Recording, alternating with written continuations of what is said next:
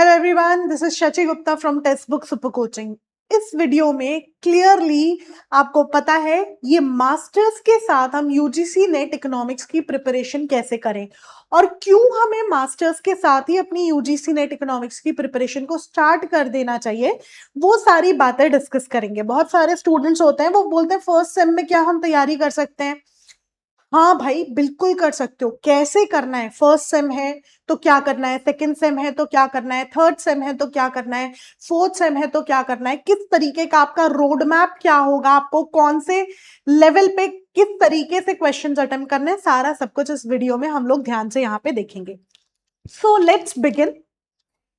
भाई, अगर मैं आपकी बात करूं तो यहाँ पे ना बहुत सारे बेनिफिट्स होते हैं जब हम मास्टर्स के साथ अपनी तैयारी कर रहे होते हैं। The very first benefit is हमारा सिलेबस जो होता है ना, वो मास्टर्स का और यूजीसी नेट का अप्रोक्सीमेटली 70% अगर मैं देखूं सेम होता है। यूजीसी नेट का जो सिलेबस होता है वो मास्टर्स से ही मिलके बनता है। मास्टर्स के बहुत सारे सब्जेक्ट्स होते हैं, उनको कंबाइन किया जाता है और फिर हम यूजीसी नेट के सिलेबस में अलग अलग यूनिट्स में उसको देखते हैं। Micro, macro, statistics, econometrics, mathematical, international और फिर हमारा इंडियन इकोनॉमी तक वही होता है। तो लगभग 70% सिलेबस जो रहेगा आपका सेम रहेगा। आगे ध्यान से समझिए, मैं आपको कुछ इंपॉर्टेंट बातें यहां पे बताऊंगी। अगर आप अपने ग्रेजुएशन तक वेट करते हो कि भाई मैं मेरा मास्टर्स हो जाए तब मैं यूजीसी नेट की तैयारी करूंगी, या फिर अगर आप मास्टर्स के साथ तैयारी करते हो, जब आपका मास्टर्स चल रहा है उसी दौरान यूजीसी नेट की तैयारी करते हो, दोनों के प्रोज एंड कोन्स में आपको कंपेयर करके बताती हूँ। अगर आप वेट करते हो कि भाई मेरा फोर्थ सेमेस्टर हो जाएगा, उसके बाद मैं 6 महीने डिवोट करके अपनी यूजीसी नेट की तैयारी करूंगी, इस वक्त होता क्या है, जब बाय द टाइम आपका मास्टर्स कंप्लीट होता है आप जीरो से स्टार्ट करते हो। अगर मैं बात करती हूँ हम मास्टर्स के दौरान ही हम यूजीसी नेट के पर्सपेक्टिव से एमसीक्यू सॉल्व करते हुए, पीवाईक्यू सॉल्व करते हुए पढ़ते हैं ना, तो बाय द टाइम हमारा जब तक मास्टर्स फोर्थ सेम में आते हैं 80% सिलेबस तो कंप्लीट हो चुका होता है। तो रादर देन फोर्थ सेम के एंड पे जीरो से स्टार्ट करना, और या फिर हम फोर्थ सेम के एंड पे 80 से आगे बढ़े, इट इज ऑलवेज बेनिफिशियल कि हम 80 से आगे बढ़े। ठीक है। एक और इंपॉर्टेंट चीज ये होती है कि जब भी हम कोई भी चीज जीरो से स्टार्ट करते हैं और हमारे पास समय कम रहता है, सिर्फ 6 महीने का समय है, तो कहीं ना कहीं हम रोट लर्निंग पे फोकस करने लगते हैं कि भाई अब ये कंसेप्ट समझा नहीं है, ये कंसेप्ट मास्टर्स में मेरे ऑप्शनल सब्जेक्ट में था, अभी मुझे यूजीसी नेट में पढ़ना है, मेरे पास टाइम नहीं है, रट लो और आगे बढ़ो। यूजीसी नेट एग्जाम पास नहीं होगा, क्योंकि सिर्फ रटने का एग्जाम तो नहीं है, सिर्फ रटना नहीं है, मैं बोलूंगी रोट लर्निंग है, मगर सिर्फ रोट लर्निंग नहीं है। अगर आप चाहते हो कि आपकी डीप अंडरस्टैंडिंग, क्लैरिटी डेवलप हो, तो जब आप उसको मास्टर्स में पढ़ रहे हो ना, तब यूजीसी नेट के पर्सपेक्टिव से पढ़ना है। मैं बताऊंगी अभी इस वीडियो में ही आपको कि कैसे यूजीसी नेट का पर्सपेक्टिव आपको डेवलप करना है। ठीक है। अब अगर मैं बोलूं यहां पे आपसे कि सिलेबस की बात, तो 70 से 80% मैंने आपको बोला मास्टर्स का और यूजीसी नेट का सिलेबस क्या होता है, ओवरलैप होता है, सेम ही होता है लगभग। ठीक है। आपको ना मैं एक रोड मैप बताती हूँ कि किस तरीके से हम अपने मास्टर्स के टाइम पे अपने यूजीसी नेट की तैयारी कर सकते हैं। यूनिवर्सिटी का आपका लेक्चर चल रहा होगा। ठीक है, आप जाते होगे कॉलेज, यूनिवर्सिटी में लेक्चर अटेंड करते होगे, उसके नोट्स बनाते होगे। फर्स्ट स्टेप ये, आपको क्या करना है, आपको स्टैंडर्ड टेक्स्ट बुक्स फॉलो करनी है। कंसेप्चुअल क्लैरिटी लाने के लिए आपको कुछ स्टैंडर्ड बुक्स जो है, बहुत सारी बुक्स से अपने आप को ओवरलोड करना कभी भी बेनिफिशियल नहीं होता है। कुछ स्टैंडर्ड बुक्स पर यूनिट हम रेफर कर सकते हैं। उसके साथ साथ what you can do is, आपने तो भाई नोट्स भी बना लिया, आपने बुक्स भी रेफर कर ली, आप यूजीसी नेट के पीवाईक्यूज भी देख लो उसी समय कि भाई कैसे क्वेश्चन आ रहे हैं, पिछले 3 साल के उस समय देख लो। ठीक है। आप आइडेंटिफाई कर पाओगे कि भाई इस एग्जाम का पैटर्न क्या है, ये एग्जाम हमसे मांगता क्या है, इस एग्जाम की रिक्वायरमेंट क्या है, वो पता लग जाएगा। और क्योंकि आप नोट्स बना चुके हो, बुक सॉल्व कर, बुक जो है स्टैंडर्ड बुक्स है वो पढ़ चुके हो, पीवाईक्यू सॉल्व कर चुके हो, आपके वो टॉपिक पूरी तरीके से प्रिपेयर है, आप उस पर्टिकुलर टॉपिक के एमसीक्यूज भी सॉल्व कर लो। भाई बहुत हद तक आपकी यूजीसी नेट की यहां तैयारी हो जाएगी। ठीक है। अब अगर मैं आपसे बोलूं कि भाई आपको इसको एग्जीक्यूट कैसे करना है, मैंने आपके लिए एक वीकली टाइम टेबल भी बनाया है, यहाँ पे ध्यान से देखना।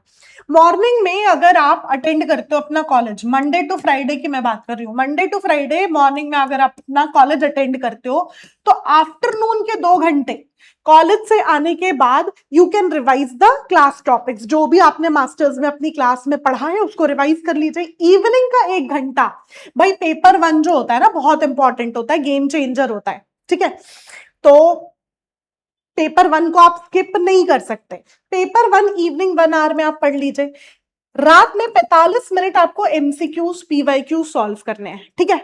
ये सारे सब्जेक्ट्स पे लागू होता है, इकोनॉमिक्स या बाकी कोई भी सब्जेक्ट हो, ठीक है। सैटरडे को what you need to do, entire week में जो भी पढ़ा आपने कॉलेज में उसको रिवाइज करिए। एक सेक्शनल मॉक टेस्ट लगाइए। सेक्शनल मतलब अगर आपने पेपर 1 का रिसर्च एप्टीट्यूड पढ़ा है तो उस रिसर्च एप्टीट्यूड का सेक्शनल मॉक टेस्ट आपको लगाना है। भाई सैटरडे के दिन इवनिंग में what you need to do is, आपने ये जो मॉक टेस्ट लगाया है इसका मिस्टेक्स को एनालाइज कर लीजिए कि भाई मेरी कहां गलती हो रही है, उसको आइडेंटिफाई करिए। संडे के दिन साइमल्टेनियसली सुबह फुल लेंथ मॉक लगा लीजिए कि पूरा का पूरा अगर पेपर आपको देना है तो वो मॉक टेस्ट में आपके पूरे 150 क्वेश्चन कैसे होंगे उसको सॉल्व कर लीजिए। आफ्टरनून में वीक एरियाज को रिवाइज कर लीजिए, और फिर आपको लग रहा है कि नहीं भाई ये वाले नोट्स जो है इसमें कुछ कमी थी, तो इवनिंग में आप उसको अपडेट कर सकते हो। दिस इज द प्लान, मैं आपको रेडीमेड दे रही हूँ। हो सकता है कुछ लोगों का कॉलेज आफ्टरनून हो इवनिंग हो तो वो उसको अरेंज कर सकते हैं अपने हिसाब से, बट मोटा मोटा तरीका मैं आपको यहाँ पे बता रही हूँ, ठीक है। It is applicable for all the subjects, ठीक है। अब अगर आपको मैं बोलूं कि पेपर 1, भाई पेपर 1 को कैसे कवर करना है, पहले वीक में टीचिंग एप्टीट्यूड उठा लो, सेकेंड वीक में रोटेट कर करके पढ़ोगे तो आसान होगा, एक ही चीज बोरिंग हो जाती है। तो फर्स्ट वीक में टीचिंग एप्टीट्यूड उठा लिया, सेकेंड में रिसर्च, तीसरे में लॉजिकल रीजनिंग हो सकता है, और फिर फोर्थ वीक में आपने इंफॉर्मेशन कम्युनिकेशन टेक्नोलॉजी और रिमेनिंग बाकी टॉपिक्स उठा लिए। तो रोटेशन में करिए टॉपिक्स को। जब आप रोटेशन में करते हो तो जो बोर होते हैं ना हम सब्जेक्ट से, वो बोर होना बंद हो जाएगा, ठीक है। बहुत सारे लोग बोल रहे हैं कि एग्जाम का पैटर्न बदल रहा है, रोट लर्निंग के टुवर्ड्स जा रहा है, मगर सिर्फ रोट लर्निंग से काम भी नहीं चल रहा। हमें रॉ डेटा समझने की जरूरत है, हमें थ्योरी समझने की जरूरत है, एप्लीकेशन समझने की जरूरत है, न्यूमेरिकल समझने की जरूरत है। वो समझने के बाद हम कंसेप्चुअल एमसीक्यूज करेंगे, और फिर उससे रिलेवेंट जो डेट्स है और जो फिगर्स है उसको याद रखेंगे। सिर्फ डेट्स और फिगर्स एब्सर्डली नहीं याद रख सकते हम, ठीक है। हमें उसके पीछे का लॉजिक, उसके पीछे की थ्योरी, उसके पीछे का एल्गोरिदम, उसके न्यूमेरिकल्स बनने चाहिए, ठीक है। तो हमेशा जब भी हम कोई कंसेप्ट पढ़ रहे होंगे तो उस कंसेप्ट को क्लैरिटी से पढ़ना ज्यादा जरूरी होगा, और बाद में हम उसके की पॉइंट्स को भी याद रखेंगे यहाँ पे, ठीक है। ब्लाइंड मेमोराइजेशन नहीं कर सकते। पीवाईक्यू, आप बोलोगे कि मैम पीवाईक्यू करने कैसे, कब करेंगे पीवाईक्यू? आप जैसे ही एक चैप्टर फिनिश करते हो, मान लेते हैं पेपर 1 का कोई एक रिसर्च एप्टीट्यूड का आपने क्या किया, चैप्टर फिनिश किया है, उस रिसर्च एप्टीट्यूड के पीवाईक्यू उठाइए, पिछले 5 साल के पीवाईक्यू उठा लीजिए उस रिसर्च एप्टीट्यूड के टॉपिक के, उसको सॉल्व करिए। एनालाइज करिए कि उन 5 साल में रिसर्च एप्टीट्यूड से ऐसे कौन से कंसेप्ट है जो बार बार पूछे जा रहे हैं, उसकी डिफिकल्टी लेवल क्या है, बहुत ज्यादा डिफिकल्ट आ रहे हैं या आसान है। डिफिकल्टी लेवल को एनालाइज करके अपने साइड में नोट्स में लिख लो, एंड ऑल्सो फिर अपना टारगेट बनाओ कि मेरा रिविजन जो है वो किस तरीके से मुझे करना है, ठीक है। जब तक आप एनालाइज नहीं करोगे आप रिवाइज प्रॉपरली नहीं कर सकते, ठीक है। इसके लिए एनालिसिस बहुत जरूरी है कि भाई मैंने पीवाईक्यू सॉल्व किया तो गलती कहां हो रही है। देन बहुत सारे स्टूडेंट्स बोलते हैं मैम नोटबुक कैसे मेंटेन करनी है, एक पीछे मेरे पीछे देखो एक बना दिया है मैंने। अगर आपके पास 2 साइडेड है, it is up to you, line वाली लेनी है, ब्लैंक कॉपी लेनी है। लेफ्ट साइड पे आपने डेफिनेशंस लिख लिए, जैसे कोई भी डेफिनेशन हो गई है ना, इकोनॉमिक्स में हम लोग एडम स्मिथ की डेफिनेशन और लियोनार्ड रॉबिन्स और सबकी डेफिनेशंस लिख लेते हैं, स्कॉलर लिख लेते हैं, उसको फ्लो चार्ट में यहां बना दिया, ठीक है। किसी भी सब्जेक्ट में ऐसा हो सकता है। और फिर उससे रेलेवेंट अगर कोई इकोनॉमिक्स या कोई इंपॉर्टेंट फॉर्मूला है, की फैक्ट है, वो यहाँ लिख लिया। पेपर 1 में भी यही हम देखते हैं कि डेफिनेशन लिख लेते हैं या फिर उसका कंसेप्ट लिख लेते हैं, किसने दिया है वो कंसेप्ट लिख लेते हैं, उसको फ्लो चार्ट के फॉर्म में लिख लेते हैं और उसके इंपॉर्टेंट फैक्ट्स यहाँ पे लिख लेते हैं। तो अब होगा क्या, जब आपको वो पर्टिकुलर चीज पढ़नी होगी ना, आपने पेज पलटाया, आपने देखा सारी चीजें आपके सामने है, डेफिनेशन भी, उसका विजुअल फॉर्म, फ्लो चार्ट भी और उसके की पॉइंट्स भी। तो फिर आपको बार बार पलट पलट के अलग अलग जगह वही कंसेप्ट ढूंढना नहीं पड़ेगा। एक ही कंसेप्ट को एक ही जगह अलग अलग फॉर्म में मेंटेन करने से आपका रिटेंशन पावर बढ़ जाता है। ठीक है, ये बात क्लियर है। हर महीने कोशिश करिए कि आप जब आपने टॉपिक पढ़ लिया रुकिए, उसके बाद आप कोशिश करिए कि उससे रेलेवेंट ज्यादा से ज्यादा नंबर ऑफ एमसीक्यूज आपको क्या करने हैं, सॉल्व करने हैं। पेपर 1 के लिए अगर मैं बात करूं तो स्टडी मटेरियल आपके पास जो भी कॉम्प्रिहेंसिव गाइड है, एक पूरी किताब है ना, इसके साथ साथ पीवाईक्यू एंड मॉक टेस्ट आपको टेक्स्ट बुक सुपर कोचिंग पे भी मिलते हैं। पीवाईक्यू एंड मॉक टेस्ट वहां से भी आप देख सकते हैं। पेपर 2 की जो आपकी स्टैंडर्ड आपने पीजी की टेक्स्ट बुक यूज की होंगी और जो नोट्स बनाए थे ना, वो नोट्स, उसके साथ साथ टॉपिक वाइज एमसीक्यू सॉल्व करने हैं। यहाँ ऐप पे आपको टॉपिक वाइज एमसीक्यूज भी मिल जाते हैं। ठीक है, पेपर 2 के यूनिट 1 का एक टॉपिक उठाया, उस टॉपिक वाइज एमसीक्यूज को भी सॉल्व करना है। तो पेपर 1 और पेपर 2 को इस तरीके से यहाँ पे आपको क्या करके चलना है, बैलेंस करके चलना है। एक बहुत इंपॉर्टेंट चीज, बहुत सारे स्टूडेंट्स भाई बोलते हैं कि मैम माइक्रो या फिर मैं इकोनॉमिक्स की बात कर रही हूँ या फिर कोई दूसरा सब्जेक्ट का खूब सारे मैं बुक ले लूं और फिर उससे पढ़ूं तो मुझे क्लैरिटी आ जाएगी। मुझे पीएचडी नहीं करना, यहाँ पे किसी पर्टिकुलर टॉपिक पे पीएचडी नहीं करनी है, हमें यूजीसी नेट एग्जाम को टारगेट करना है। तो किसी एक पर्टिकुलर टॉपिक पे रादर देन 10 बुक पढ़ने के हम क्या करें, उस टॉपिक को ध्यान से पढ़ के उसके एग्जाम की अप्रोच को समझे कि भाई वो एग्जाम में किस तरीके से पूछा जाता है। ठीक है, जब पीएचडी करेंगे तो उस टॉपिक में मास्टरी करेंगे ना, हर टॉपिक पे करने की अभी हमें क्या जरूरत है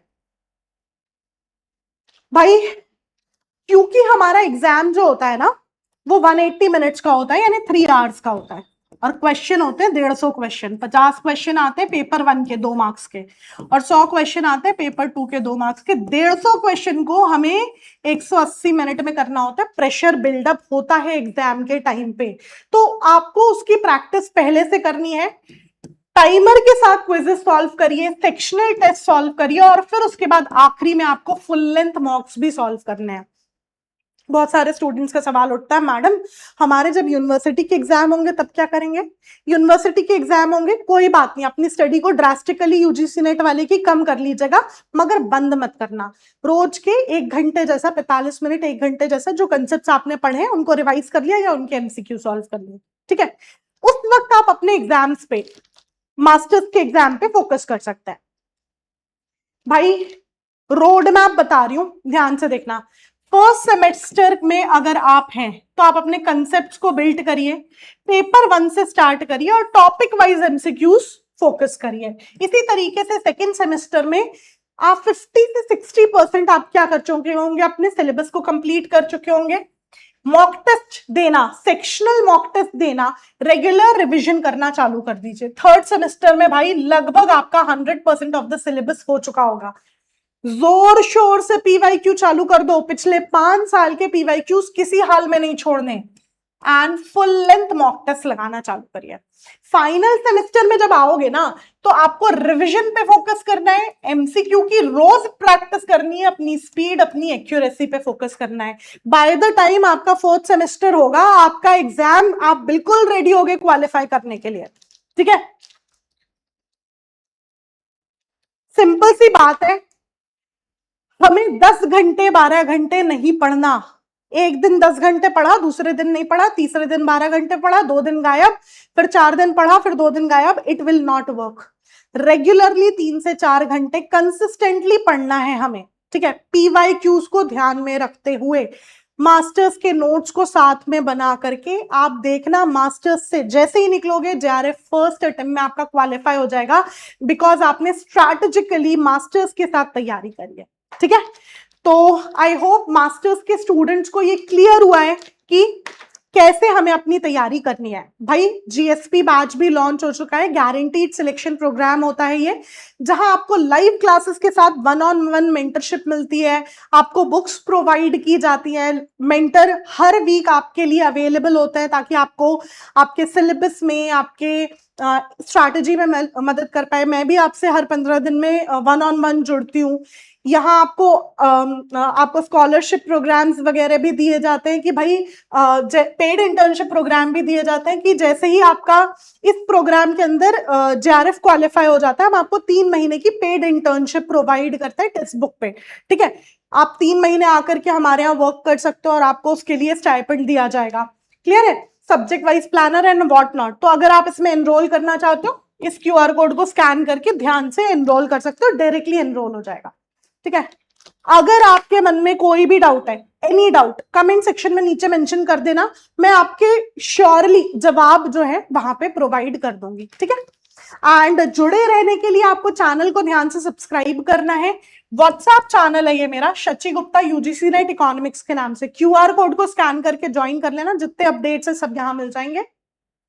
ये मेरा टेलीग्राम चैनल है और ये ऐप है। ठीक है, विद दिस मैं इस वीडियो को यहीं एंड कर रही हूँ। Thank you for joining, have a good day everyone, see you.